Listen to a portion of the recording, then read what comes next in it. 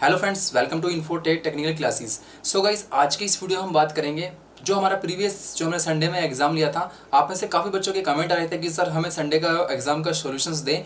So guys, उसी solutions को आज हम इस वीडियो में पूरा करवाने वाले हैं। वीडियो को लास्ट तक देखना होगा आपको। तो 50 क्वेश्चंस हम पूरे ही इस वीडियो में कवर करवाने वाले हैं। सो गाइस, अगर आप हमारे चैनल पर नए हैं तो चैनल को सब्सक्राइब कर लें, साथ में बेल आइकन को प्रेस करेंगे तो उससे हमारी वीडियो का नोटिफिकेशन सबसे पहले आपको मिलेगा। और हमारे चैनल पर जल्दी ही एनसीएल के एग्जाम को लेकर क्लासेस जो है स्टार्ट होने वाली है, जो कि डेली लाइव क्लास चलेगी। उसके लिए आपको चैनल को सब्सक्राइब करना होगा, तभी आपको उसका नोटिफिकेशन मिलेगा। तो हम स्टार्ट करते हैं फर्स्ट क्वेश्चन से। सबसे पहला क्वेश्चन जो हमने आपको संडे में जो फर्स्ट क्वेश्चन था आपके सामने, वो क्वेश्चन था, देखिए क्या था। यहाँ पे लिखा है कि ड्रिल, देखिए मैं बताते दूंगा। ड्रिल के दौरान यह पाया जाता है, यहाँ फिर से लिख लेते हैं। ड्रिल के दौरान यह पाया जाता है कि चिप्स केवल एक ही लिप्स से लगातार बहती रहती है। इसका संभावित कारण क्या है? तो ये क्वेश्चन इंपॉर्टेंट है। देखिए यहाँ पे 4 ऑप्शंस आपको मिले थे। तो ऑप्शंस ए में था ए असमान लिप्स, अत्यधिक बिंदु कोण, असमान निकासी कोण जिसे बोलते हैं क्लियरेंस कोण, इसके बाद कटिंग एंगल, धातु के ड्रिल किए जाने वाले अनुसार नहीं है। तो ये क्वेश्चंस काफी इंपॉर्टेंट था और एग्जाम में ये क्वेश्चंस आपसे जो है पूछा गया था संडे में। तो इसका जो क्वेश्चंस आएगा गाइस, वो हमारा क्या आएगा, देखिए असमान लिप कोण, यानी कि जो हमारा असमान लिप्स कोण ए ऑप्शन में दिया है। इसके बाद अत्यधिक बिंदु कोण भी दिया है ऑप्शन में, जबकि यहाँ दिया है क्लियरेंस एंगल। तो ये जो हमारा लिप एंगल होता है, जो हमारा कटिंग जो लिप एंगल होते हैं 59, यदि वो असमान होगा तो हमारा क्या है कि लगातार चिप्स जो है अलग अलग जो हमारा डायरेक्शन है वहां से निकलेंगे। तो असमान लिप्स इसका ए आंसर होगा। इसके बाद हम नेक्स्ट क्वेश्चन चलेंगे। नेक्स्ट क्वेश्चन देखिए क्या था दूसरे नंबर पर, क्वेश्चन नंबर 2 है। तो संडे में हम एग्जाम लेते हैं, फिर से बता दूं, इसके लिए हमने वीडियो बनाई है कि कैसे ज्वाइन करना है। क्वेश्चन है कि एक ड्राइंग में दर्शाई गई डायमेंशन 25 प्लस माइनस 0.02 मिलीमीटर है, इसकी टॉलरेंस है। टॉलरेंस निकालना हमने आपको काफ़ी बार जो है बताया है। हमारे एमजीएम कोर्स में हमने आपको टॉलरेंस, अलाउंसेस सभी चीज़ जो है न्यूमेरिकल क्लियर कर दी है। अगर आपने अभी तक ज्वाइन नहीं किया है तो उसको ज्वाइन कर सकते हैं। वहाँ पे हमने कंप्लीट कोर्स बनाया है फिटर मशीनिस्ट टनर के लिए। तो देखिए इसका जो आंसर होगा इस पर हमारा होगा डी। ये मैं टिक लगा रहा हूँ, ये आप देखिए पॉइंट देख रहे हैं, ये इसका आंसर होगा, यानी कि 0.04 मिलीमीटर, यानी कि 0.004 मिलीमीटर। ठीक है, निकलता सिंपल है। अगर हम इसे शॉर्ट ट्रिक से बात करें तो 2 2 4 आप कर देंगे। देखिए मैं आपको इसका समझा देता हूँ गाइस, कैसे इसको आपको करना होगा। देखिए मैं यहाँ पे गाइस इसको बता देता हूँ, काफ़ी बच्चों को डाउट्स होता है ये चीज़। तो देखिए यहाँ पे हमारा क्या है, ये 25 है। देखिए 20 ये इसको मैं रिमूव करता हूँ पहले। 25, देखिए यहाँ पे हमारे डायमेंशन जो दी है वो 25 दी हुई है। अब यहाँ 25 को जो हम इसकी डायमेंशन जो हम तैयार करेंगे वो हम यहाँ से कर सकते हैं कि 25.02 मिलीमीटर तक हम चला सकते हैं, क्योंकि प्लस माइनस दिया है। और इसके बाद हम 25 में से हम घटा देते हैं 0.02। तो 0.02 जब आप घटाएंगे तो 24 पॉइंट यहाँ पे बचेगा आपका 98। तब हम क्या करते हैं, इस संख्या को, यानी कि हाई लिमिट, ये हमारी हाई लिमिट बन जाती है और ये हमारी लो लिमिट बन जाती है। हाई लिमिट को लो लिमिट के अंदर को ही हम टॉलरेंस कहते हैं। इसी टाइप से हम इसे निकालेंगे तो यहाँ पे हम इसको हासिल देंगे, 12 हो जाएगा, 12 में से 8 जाएगा, यहाँ पर 4 बचेगा, जबकि यहाँ पे 9 बचेगा, 9 में से 9 जाएगा 0 बचेगा। इसके बाद यहाँ हमारा 0 आ गया। तो क्या है हमारा मिलीमीटर। तो हमारा जो इसके लिस्ट का टॉलरेंस जो आई है हमारी 0.04 मिलीमीटर, इसीलिए हमने इसका आंसर आपको डी बताया। तो इसी टाइप से इस क्वेश्चन को आपको जो है सॉल्यूशंस करना होगा।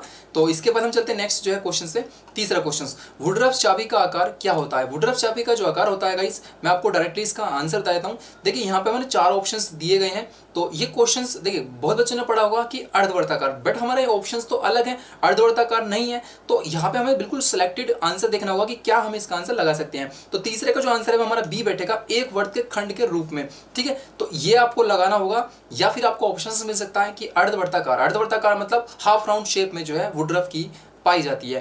की के ऊपर भी हमने आपको संपूर्ण एक वीडियो दी है जो कि हमारे कोर्सेज में अपलोड है। तो फिर से बता दूं, इस संडे का जो हमारा एग्जाम था और जो प्रीवियस संडे का एग्जाम था वो दोनों सेम थे। ठीक है, तो ये हम नेक्स्ट चलते हैं फोर्थ क्वेश्चन पे कि एक सतह के उच्च धब्बे को हटाने की विधि है। तो कोई सतह है हमारी, उस पे से धब्बा हम हटाना है, तो वो हम क्या करते हैं। धब्बा का मतलब हो सकता है स्क्रैच है, कोई भी चीज़ हमारी ऐसी है जो कि हम उसको रिमूव करना है, तो आपको क्या करना होगा। देखिए यहाँ पे खुरचना लिखा, यानी कि स्क्रैपिंग। स्क्रैपर के द्वारा हम किसी भी रफ स्पॉट्स जो हमारा हाई स्पॉट या रफ स्पॉट होते हैं उनको हम साफ कर सकते हैं। तो ए इसका आंसर आप लगाएंगे, बाकी 4 ऑप्शन आप इसके पढ़ सकते हैं।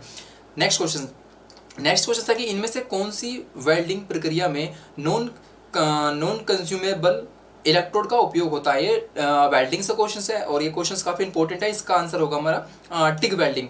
टिग वेल्डिंग जो हमारी क्रिया होती है मैं आपको बता दूं, टिग वेल्डिंग एक वेल्डिंग की क्रिया है। TIG welding, MiG welding, arc welding, gas welding, बहुत सारी अलग अलग टाइप्स ऑफ जो है वेल्डिंग होती है। वेल्डिंग के हमने पूरा कोर्स अलग से बनाया है, तो ऐसे डिटेल्स में बताना पॉसिबल नहीं होता। तो इसके बाद एक मैंने आपको क्वेश्चन दिया था कि चित्र में दिखाया गया टूल को पहचाने। देखिए यहाँ पे एक इमेज दी गई थी, तो उसमें आपको पहचानना था। तो यहाँ पे 4 ऑप्शन आपको दिए गए थे। क्या था? पाइप रिंच, पाइप कटर और हैंड वाइज, और इनमें से कोई नहीं। तो क्या इसका आंसर आपको लगाना है? देखिए ये जो हमारा है पाइप कटर, पाइप कटर के सहायता से हम किसी भी पाइप को आसानी से काट सकते हैं। जो हमारे सॉफ्ट मेटल या पतले पतले थिन पाइप होते हैं, उनको हम पाइप कटर की सहायता से आसानी से काट सकते हैं। तो इसमें जो है क्वेश्चन ये आता है कि पाइप कटर में कितने कटर होते हैं? एक कटर होता है। ये वाला देखिए मैं गाइस आपको बता दूं, ये चीज़ आप नोट करके चल दें। ये हमारा एक कटर होता है, ये जबकि 2 यहाँ पे जो है ये गाइड रोलर होते हैं। ये क्वेश्चन एग्जाम में जो है पूछा जाता है, ठीक है। तो इसको आप जो है अपना जो है नोट करके चले, या फिर ये आपके एग्जाम में भी जो है पूछा जा सकता है। तो ये हमारा क्वेश्चन क्लियर हुआ। इसके बाद हम चलते हैं नेक्स्ट जो है क्वेश्चन पे। तो नेक्स्ट क्वेश्चन क्या है? देखिए कि यहाँ पर क्वेश्चन है वी बेल्ट से लेकर क्वेश्चन 7 क्वेश्चन की। एक वी बेल्ट ड्राइविंग चित्र निम्न में से वी बेल्ट का कौन सम्मानित है? देखिए यहाँ पे चित्र नहीं दिया गया है, बट यहाँ पे क्वेश्चन जो पूछना चाह रहा है वो वी बेल्ट के बारे में पूछा जाता था। हम इसका 40 आंसर लगाएंगे। तो यहाँ पे इसका इमेज मिस है, तो इसको ना पढ़ के हम वी बेल्ट का सम्मानित है कौन जानेंगे। तो यहाँ ऑप्शन के अकॉर्डिंग इसका आंसर आप 40 लगाएंगे। 40 डिग्री आप इसको लगा सकते हैं। 7 क्वेश्चन के बाद 8 क्वेश्चन देख लेते हैं। कह रहा है कि एक नमूने को ड्रिल करते समय टंकी का पानी शीतक, टंकी के पानी को शीतक के रूप में प्रयोग क्यों नहीं किया जाना चाहिए? जो हमारा नॉर्मल टोटी या हमारा नलके का जो पानी होता है उसको हम क्यों नहीं यूज़ करते हैं? क्वेश्चन है। तो यहाँ पे 4 ऑप्शन है, चारों ऑप्शन आपको ध्यान से पढ़ने होंगे और उसका आंसर सेलेक्ट करना होगा। तो 8वें का जो आंसर होगा गाइस वो हमारा ये होगा, यह नमूने के लिए संक्षारण का कारण बन सकता है, यानी कि कोरोजन। कोरोजन जो होता है हमारा, जंग जो होता है उसका कारण बन सकता है यदि हम नॉर्मल पानी यानी कि वाटर का यूज़ करेंगे। इसलिए हम सोल्युबल ऑयल का यूज़ करते हैं, जिसमें पानी और ऑयल का मिश्रण हम यूज़ करते हैं। तो उससे क्या है कि हमारा जो हमारा कोरोजन होता है यानी कि जंग होता है वो नहीं लगता है। ये आप याद रखें, एग्जाम में क्वेश्चन आ सकता है। अगला क्वेश्चन, किस ऑक्सी एसिड में फ्लेम ऑक्सीजन की अधिकता होती है? किस ऑक्सी एस्ट्रीन फ्लेम में ऑक्सीजन की अधिकता होती है? तो ये देखिए यहाँ पे जो है 4 जो है फ्लेम दी गई है। रेड्यूसर फ्लेम है, ऑक्सीडाइजिंग फ्लेम है, न्यूट्रल फ्लेम है और यहाँ पे कार्बोडाइजिंग फ्लेम है। तो ऑक्सीजन की अधिकता, ऑक्सीजन कहाँ पर अधिक यूज़ की जाती है, ये क्वेश्चन है यहाँ पर। तो इसका जो आंसर है वो हमारा ऑक्सीडाइजिंग फ्लेम है, जिसमें जो है ऑक्सीजन का जो है हाई प्रेशर या फिर हम मान सकते हैं अधिक से अधिक यूज़ होती है, ठीक है। तो ये याद रखें 9वें का। और बाकी किसी भी क्वेश्चन पे आपको डाउट्स हैं तो आप मुझे जो है कमेंट सेक्शन में कमेंट करके जरूर बताएं। अगला क्वेश्चन 10वां क्वेश्चन है कि अर्थ वायर का रंग होता है। जो हमारा अर्थ वायर होता है उसका कलर कौन सा होता है? देखिए एक न्यूट्रल होता है, एक हमारा जो है फेस होता है। तो यहाँ पे अर्थ वायर होता है, उसका जो कलर होता है वो क्वेश्चन पूछना चाह रहा है कि उसका कलर कौन सा होता है। तो उसका जो कलर होता है वो हमारा हरे रंग का होता है, यानी कि ग्रीन कलर का वो पाया जाता है जो हमारा अर्थ वायर होता है, ठीक है। इसके बाद हम चलते हैं नेक्स्ट जो क्वेश्चन पे 10 के बाद 11 क्वेश्चन पे कि आर्क वेल्डेड बीड से स्लैब को हटाने के लिए क्या उपयोग करते हैं? जो हमारा आर्क वेल्डिंग हम करते हैं बिजली की सहायता से, उसकी जो हमारा स्लैग जम जाते हैं मेटल पर, उसको हटाने के लिए हम क्या यूज़ करेंगे? यहाँ पर 4 ऑप्शंस दिए गए हैं। क्रॉस पिन हैमर है, चीपिंग हैमर है, स्लेज हैमर है और लकड़ी का हथौड़ा है। तो इसके जो बी ऑप्शन है चीपिंग हैमर। चीपिंग हैमर जो हमारा चीपिंग हथौड़ा होता है, जिस टाइप से हम चीज़ल से जो है कोई भी चीज़ को हम काटते हैं, इसी टाइप से हमारा एक हैमर होता है, उसकी सहायता से हम किसी भी स्लैग को आसानी से हटा सकते हैं। ये वेल्डिंग से क्वेश्चन है, काफ़ी इंपॉर्टेंट है फिटर और वेल्डिंग के लिए। अगला क्वेश्चन है 12 क्वेश्चन है कि इनमें से कौन सा माप उपकरण एक स्थायी रूप का प्रकार का उपकरण है? थोड़ा मैं स्पीडली पढ़ा रहा हूँ, काफ़ी बच्चों के कमेंट आते हैं कि सर आप एक क्वेश्चंस को थोड़ा ज़्यादा जो है लॉन्ग पढ़ाते हैं, तो इसलिए मैं आपको डायरेक्ट आंसर और क्वेश्चंस बता रहा हूँ। तो इनमें से कौन सा माप उपकरण एक स्थायी मतलब परमानेंट, ठीक है। तो फिक्स या आप बोल सकते हैं, और इंग्लिश में फिक्स दे रखा है। देखिए यहाँ पे स्टील पैमाना है, माइक्रोमीटर है, और यहाँ पे वर्नियर कैलिपर इसको पढ़े, बेवल चांदा पढ़े। तो 12 का जो आंसर है हमारा स्टील पैमाना। स्टील पैमाना एक फिक्स है, इसमें कोई भी अलग से पार्ट्स नहीं होता, जबकि हमारा माइक्रोमीटर, वर्नियर कैलिपर, बेवल चांदा ये एक अलग टाइप के जो है मेजरिंग इंस्ट्रूमेंट है। ये हमारा लगभग सभी के सभी जो है ये डायरेक्ट है, यानी कि कोई भी इसके दो सहायता से हम इनडायरेक्ट मेजरिंग नहीं करते हैं। तो यहाँ पर हमारा स्टील पैमाना एक फिक्स जो है पैमाना है, इसलिए हम इसका आंसर ए लगाएंगे। अगला नेक्स्ट क्वेश्चन है कि उस उपकरण का नाम बताइए जिसे छोटी दूरियों की मार्किंग एवं विभाजन में प्रयोग करते हैं। उस उपकरण मतलब कोई भी मेजरिंग इंस्ट्रूमेंट है, उसका हमें नाम बताना है जो छोटी दूरियों को मार्किंग करता है। तो यहाँ का स्मॉल कंपास है, लार्ज कंपास है, प्रोट्रैक्टर है, और यहाँ पे इंक, ये है inking pens, inking pens यहाँ पे लिखा है। 13 में जो आंसर होगा हमारा होगा स्मॉल कंपास।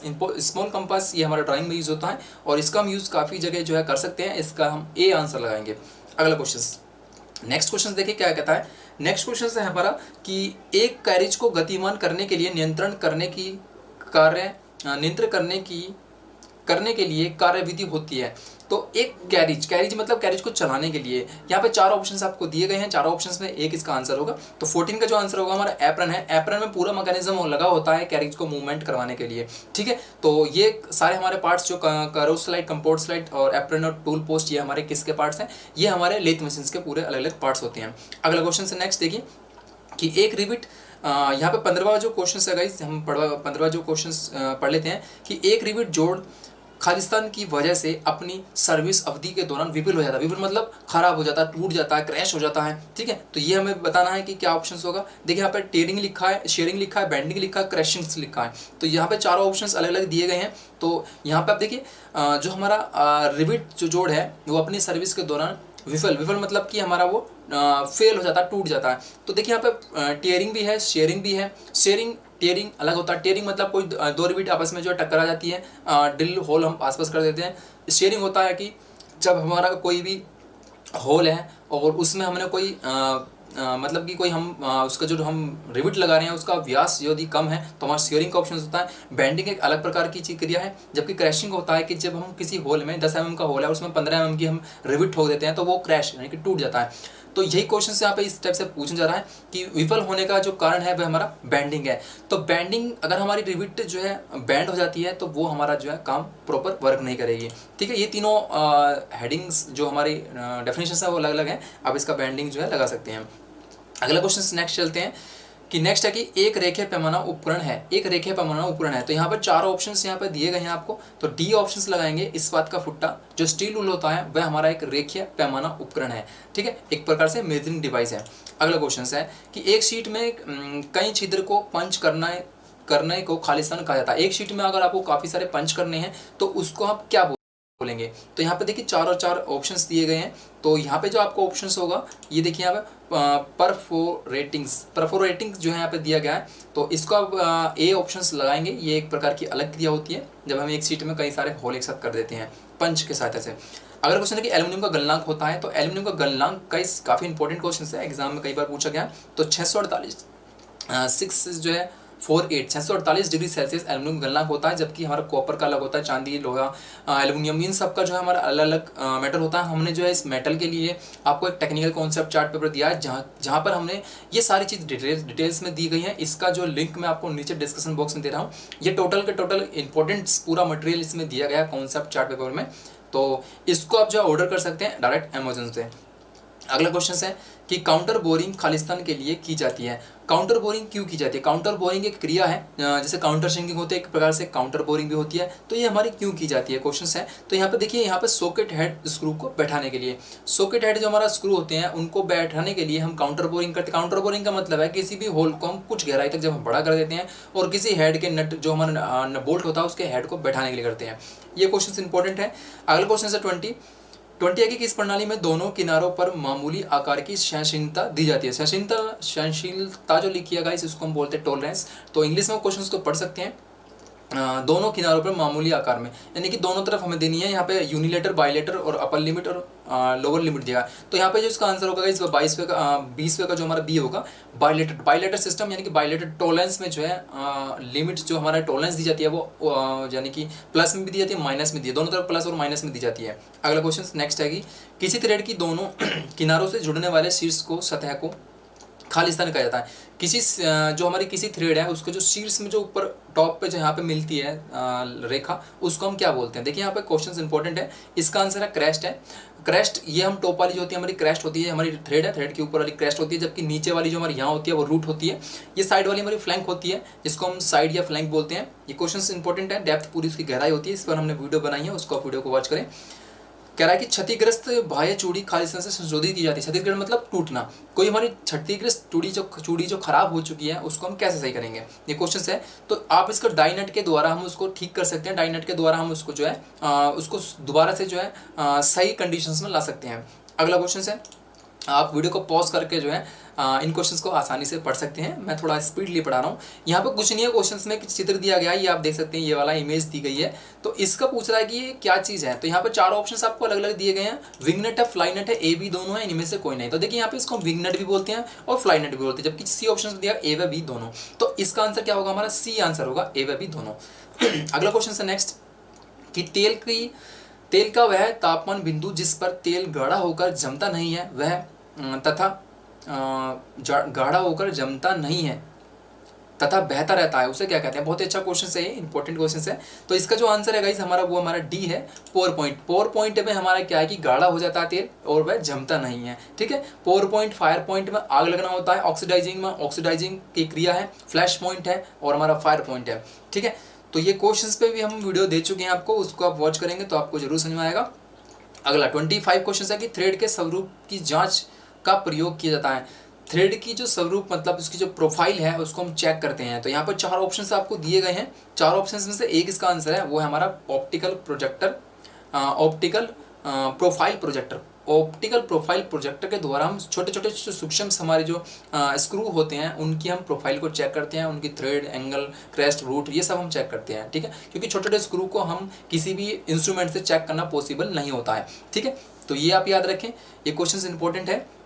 अगली बात है, नेक्स्ट क्वेश्चन है 26 की, दो शीट मेटल के टुकड़े को एक खालिस्तान बनाने के लिए जोड़ा जाता है। 2 शीट है उसको मेटल के टुकड़ों में खालिस्तान बनाने के लिए जोड़ा जाता है। ये क्वेश्चन है।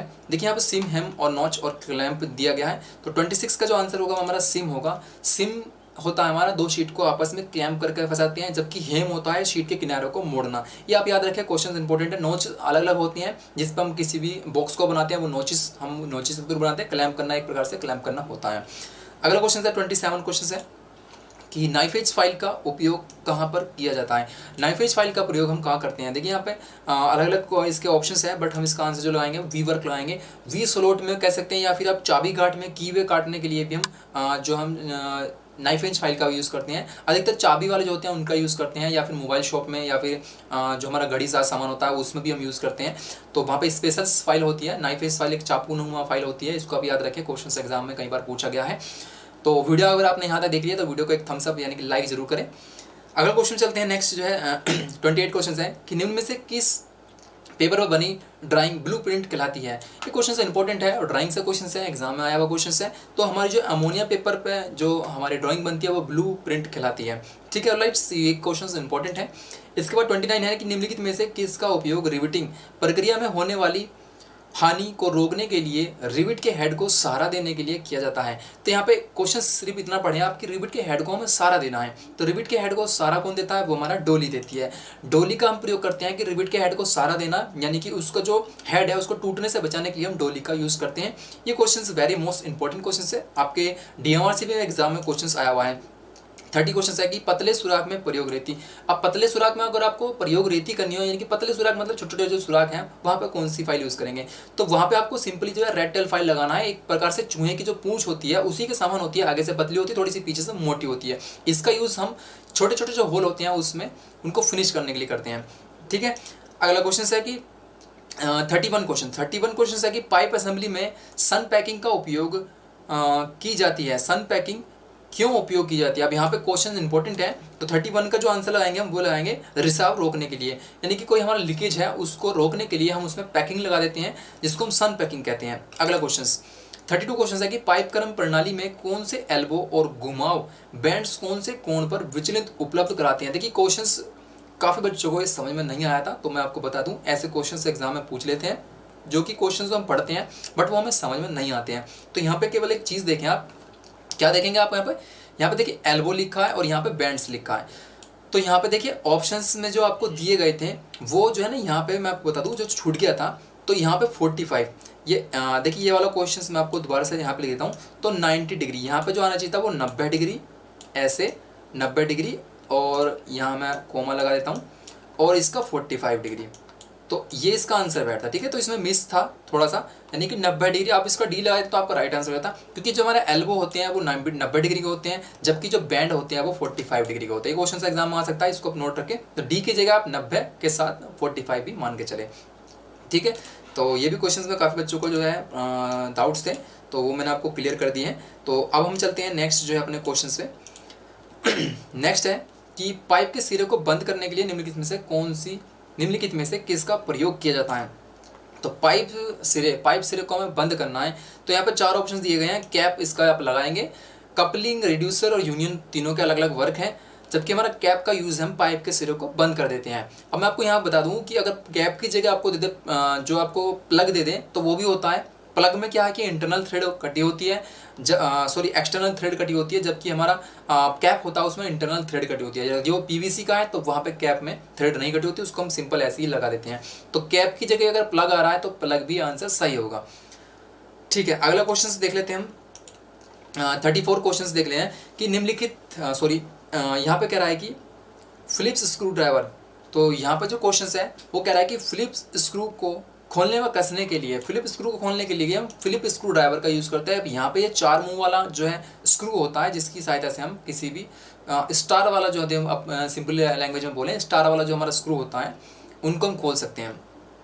ठीक है, 35 फ्लैंज कपलिंग में प्रक्षेप का व्यास सामान्यतः रखा जाता है। फ्लैंज कपलिंग का यहाँ पे कह रहा है, ये भी काफ़ी बच्चों में कंफ्यूज था। तो यहाँ पे हाफ दिया गया है, 1.5 गुना दिया गया, डबल दिया गया, 2.5 गुना दिया गया। तो 35 का जो आंसर हमारे अकॉर्डिंग बैठेगा वो 1.5 गुना आप लगाएंगे इसका आंसर, तो 1.5 गुना इसका व्यास जो है रखा जाता है। ठीक है, अगला क्वेश्चन हम चलते हैं 36 क्वेश्चन की बैंड स्निप का उद्देश्य है। बैंड स्निप का उद्देश्य क्या है? देखिए, बैंड स्निप्स एक स्ट्रीट स्निप होती है, बैंड स्निप्स जो होती है हमारी, उसमें गोलाई में काटने के लिए हम उसका यूज़ करते हैं। तो 36 का जो आंसर आप लगाएंगे वह आप वर्ताकार कट बनाने के लिए करते हैं। सर्कुलर में हमें कोई काटनी हो तो एक प्रकार की कैंची होती है जो थोड़ी घुमावदार होती है, उसको हम यूज़ ऐसे करते हैं काटते वक्त। ठीक है, अगला क्वेश्चन, नेक्स्ट क्वेश्चन है हमारा कि बेदाग इस्पात यानी कि स्टेनलेस स्टील को जंग प्रतिरोध बनाने के लिए निम्न में से किस धातु को मिलाया जाता है। तो 37 क्वेश्चन हम देख लेते हैं। 37 का है क्रोमियम यदि आप मिला देंगे स्टेनलेस स्टील में तो वह जंग से उसको बचाया जा सकता है। ये भी इंपॉर्टेंट क्वेश्चन है, मैंने आपको कई बार जो है बताया वीडियो में। 38 क्वेश्चन क्या है? 38 है कि यदि आप विषम आकार के जॉ पर फेसिंग, जॉक लिखा है, इसको आप जॉब पढ़ के चलें कि विषम आकार के जॉब पर फेसिंग करने व खरादना चाहते हैं तो आप निम्न विधि अपनाएंगे। देखिए, आप यदि अनियमित आकार के जॉब को यदि आप किसी मशीन पर क्लैम्प करते हैं जैसे कि लेथ मशीन, तो आप वहाँ पर क्या यूज़ करेंगे? 38 में आप यूज़ करेंगे फेस प्लेट का यूज़ हम अनियमित आकार के जॉब को पकड़ने के लिए यानी कि क्लैम्प करने के लिए करते हैं। वेरी इंपॉर्टेंट क्वेश्चन है। 39 क्वेश्चन, यदि किसी रिविट जोड़ में रिविट की पंक्तियाँ की संख्या बढ़ा दी जाए तो जोड़ की दक्षता मतलब उसकी जो डेंसिटी, या ये बोल सकते हैं कि उसका जो लोड है या उसकी जो कार्य क्षमता है वो कैसी होगी। तो ये क्वेश्चन है इंपॉर्टेंट, इसका जो है वह जो है बढ़ जाएगी। तो उसकी जो जोड़ की क्षमता है, दक्षता, वह हमारी एफिशिएंसी यहाँ पे लिखा है इंग्लिश में इंक्रीज हो जाएगी। ठीक है, कम नहीं होगी, इंक्रीज हो जाएगी। ठीक है, कम लगाएंगे हम जॉइंट तो उसके थोड़ा जो उसकी जो स्ट्रेंथ है वो कम होगी, ज़्यादा लगाने पर वो जॉइंट मजबूत हो जाएंगे। ठीक है, तो अगला क्वेश्चन से 40वां क्वेश्चन देखें कि यदि जॉब का व्यास 14 मिलीमीटर है और वह 500 आरपीएम पर घूम रहा है तो उसकी कटिंग स्पीड क्या होगी। अब यहाँ पर कटिंग स्पीड का फॉर्मूला आपको लगा देना है और इससे आपको जो है इसका जो आंसर मिलेगा वो हमको मिलेगा 22 मीटर प्रति मिनट। ठीक है, जो इसका फॉर्मूला होता है मैं आपको यहाँ पर लिख देता हूँ कि कटिंग स्पीड जो हमारी होती है वह क्या होती है। आप यहाँ पर डायरेक्ट जो है 22 लिख देता हूँ, 22 इंटू यहाँ पर डी लगाएंगे आप 14 मिलीमीटर है, इसके बाद आरपीएम 500 है और इसके बाद आपको जो यहाँ पर लगा देना है कि 22 का 7 आ गया और यहाँ पे आपको लगा देना है, अगर वो मिलीमीटर देता है तो आपको 1000 यहाँ पर लगा देना है। ठीक है, इस टाइप से देखिए यहाँ पे मैं सिंपल काट रहा हूँ। 500 दूनी 1000 हो गया, 7 दूनी यहाँ पे आपको देखिए 14 हो जाएगा, 7 दूनी और 2 से 2 कट जाएगा तो आपका क्या बचेगा 22, ये वाला 22 बचेगा। ठीक है, तो 22 मीटर प्रति मिनट इसका आंसर आ जाएगा। ठीक है, तो काफ़ी बच्चों को आता होगा। बाकी हमने सारे न्यूमेरिकल क्वेश्चंस अपने जो एमजीएम कोर्स है हमारा उसमें दिए गए। अगर आपने एमजीएम कोर्स ज्वाइन नहीं किया तो उसको ज्वाइन कर सकते हैं और नीचे जो है आपको एक प्रोमो कोड दिख रहा होगा, उसको आप यूज़ करके वहाँ पर आपको डिस्काउंट मिल सकता है। अगला क्वेश्चन है 41 क्वेश्चन है कि यदि दबाव केवल एक ही दिशा में कार्य करे तो कौन से प्रकार की पेच चूड़ी प्रयुक्त होती है। उदाहरण त्वरित क्रिया शिकंजा। तो अब ये क्वेश्चन है थोड़ा अलग टाइप का क्वेश्चन है, बस आपको इसका आंसर जो है चूज़ करना होगा। इसका जो आंसर है वो हमारा बटरस थ्रेड है, जो हमारा आप बोल सकते हैं कि जो बढ़ाई का शिकंजा होता है, या फिर जहाँ पे एक ही तरफ लोड लगता है, एक ही तरफ दबाव दिया जाता है, वहाँ पे हम बटरस थ्रेड का यूज़ करते हैं। ठीक है गाइस, तो ये क्वेश्चन इंपॉर्टेंट है। अगला क्वेश्चन है कि यदि पदार्थ टूटे बिना किसी भी आकार में मोड़ा यानी कि बैंड किया जा सके, आप इसे पढ़े, तो पदार्थ का वह गुण कहलाता है। 42 का जो आप लाएंगे, देखिए यहाँ पर डक्टिलिटी दिया गया है। डक्टिलिटी होता है एक प्रकार से तार बनाना, प्लास्टिसिटी होता है किसी दूसरे रूप में ढालना, जबकि टेनासिटी हमारा एक अलग प्रकार का है, खिंचाव शक्ति है। तो हम इसका जो आंसर अब हमारा लगेगा वो हमारा लगेगा फ्लेक्सिबिलिटी। ठीक है, फ्लेक्सिबिलिटी आप इसको आप आराम से लगा सकते हैं, तो आपका आंसर सही हो जाएगा। अगला क्वेश्चन है 43 कि रिविट में प्रयोग किए जाने वाले पदार्थ सामान्यतः होते हैं। रिविट में जो प्रयोग किए जाने वाले पदार्थ है वो कैसे होते हैं, ये क्वेश्चन है। तो यहाँ पे पर आपका जो आंसर होगा वह ए होगा, डक्टाइल होते हैं, यानी कि वह उनके डक्टिलिटी का गुण होता है रिविट में। जैसे कि हमारे रोट आयरन की सबसे पहले बनाई जाती है, तो सॉफ्ट मेटल की आप इसे बोल सकते हैं, तो डक्टिलिटी का गुण उसमें होना चाहिए। 44 क्वेश्चन, लंबी जॉब को बीच से लटकाने कौन सी युक्ति प्रयोग होती है। लंबी जॉब में हम लेथ मशीन की बात करें तो वहाँ पे हमें लंबी जॉब में कोई भी चीज़ जो पकड़ना हो लेथ मशीन से, तो हम क्या यूज़ करेंगे। यहाँ पे स्पिंडल, कैरिज और टेलीस्टोक और यहाँ पे स्टडी दिया गया है। तो गाइस इसका जो आंसर होगा स्टडी होगा। स्टडी रेस्ट का यूज़ हम किसी भी लंबे जॉब को सहारा देने के लिए करते हैं बीच में से। ठीक है, अगला क्वेश्चन, नेक्स्ट क्वेश्चन है कि वर्ग के प्रत्येक चक्कर के दौरान वर्ग के साथ टूल द्वारा तय की गई दूरी नाम से जानी जाती है। 45 का जो आंसर होगा वो हमारे फीड आप इसको कहलाएंगे। ठीक है, 1 मिनट में चली गई दूरी हमारी जो है कटिंग स्पीड कहलाएगी, जबकि हमारा एक चक्कर में चली गई जो दौरान होती है टूल की वह हमारी फीड कहलाती है। ये क्वेश्चन सभी को पता होगा। अगला क्वेश्चन है कि वर्नियर बेवल प्रोटेक्टर का अल्पतमान होता है। वर्नियर बेवल प्रोटेक्टर का जो अल्पतमान होता है वह क्या होता है। ये 46 का जो क्वेश्चन है वह हमारा क्या लगाएंगे, हम लगाएंगे 5 मिनट। ठीक है, वर्नियर बेवल प्रोटेक्टर जो होता है उसकी जो लिस्ट काउंट होती है वो 5 मिनट होती है। अगला क्वेश्चन है कि वाहनों के क्लच में जो स्प्रिंग प्रयुक्त होती है वह कौन सी होती है। वह हमारी बंद कुंडलीदार स्प्रिंग होती है, यानी कि क्लोज कोइल्ड हेलिकल स्प्रिंग का हम यूज़ करते हैं। ठीक है गाइस, तो 48 क्वेश्चंस है, सेकंड लास्ट क्वेश्चन है इस वीडियो का कि सेंटर सुराख वाले जॉब को टर्न करने के लिए कौन सी युक्तियाँ प्रयोग की जाती है। तो सेंटर सुराख वाले अगर आपको करना हो तो आप मैंडल को यूज़ करें। मैंडल पे मैंने आपको डिटेल्स में बताया है। मैंडल एक प्रकार से हम जो यूज़ करते हैं किसी भी खोखले जॉब को टर्न करने के लिए या फिर टर्निंग करने के लिए हम मैंडल का यूज़ करते हैं लेथ मशीन्स पर। 49 क्वेश्चंस ये है इसका सेकंड लास्ट, वो 48 था। स्विच सदैव रहते हैं, स्विच सदैव कहते हैं कैसे, किस तार पर रहते हैं, क्वेश्चन ये है। तो वह लाइव तार जो हमारा जिसमें फेस होता है, जिसमें हमारा फेस होता है, स्विच सदैव उसी पर रहते हैं। क्वेश्चन इंपॉर्टेंट है, लाइव ऑन वायर। अगला और लास्ट जो क्वेश्चन था ये क्वेश्चन था, इससे मैं क्वेश्चंस को आपको समझाऊं, मैं आपको बता दूं गाइस, हमने एक कंप्लीट कोर्स बनाया है अपना जिसका नाम है महागुरु मंत्र। उसमें क्या है कि हमने आपको पूरे जो है डिटेल्स में क्वेश्चंस और आपको जो topic wise video, chapter wise video आपको दी है। अगर आपने वो ज्वाइन नहीं किया तो उसको आप ज्वाइन कर सकते हैं। चाहे तो आप हमारे से डायरेक्टली कॉन्टैक्ट कर सकते हैं व्हाट्सएप पे, नंबर आपकी स्क्रीन पर चल रहा है। तो यहाँ पे क्वेश्चंस क्या है, देखिए यहाँ पे चित्र में दिखाए गए गियर को पहचाने। ये 2 गियर हैं, ये आप देख सकते हैं, ये गियर है, इसको पहचानना है। तो यहाँ पे spur gear, helical gear, worm and drum wheel, hypoid gear यहाँ पे दिया गया है। तो 50 का जो आंसर होगा वो हमारा होगा ए, स्पर गियर। स्पर गियर का हम यूज़ करते हैं किस में, जो हमारा बहुत सी जगह यूज़ करते हैं हम स्पर गियर का। तो ये क्या है, गियर आपस में यानी कि एक दूसरे के समांतर चलते हैं। सबसे पहले एक छोटा गियर होता है, एक बड़ा गियर होता है, हमने इमेज में देख सकते हैं। सो गाइस ये थे 50 क्वेश्चंस जो कि हमने आपको संडे में एग्जाम जो आपको लिया था उस सभी क्वेश्चंस का सॉल्यूशंस मैंने आपको दे दिया है। फिर भी किसी क्वेश्चंस पर आपको डाउट्स हैं तो आप मुझे नीचे कमेंट सेक्शन में कमेंट करके जरूर बताएं। और कोई भी आपकी इंक्वायरी है हमसे तो आप हमें व्हाट्सएप पे जो है कांटेक्ट कर सकते हैं।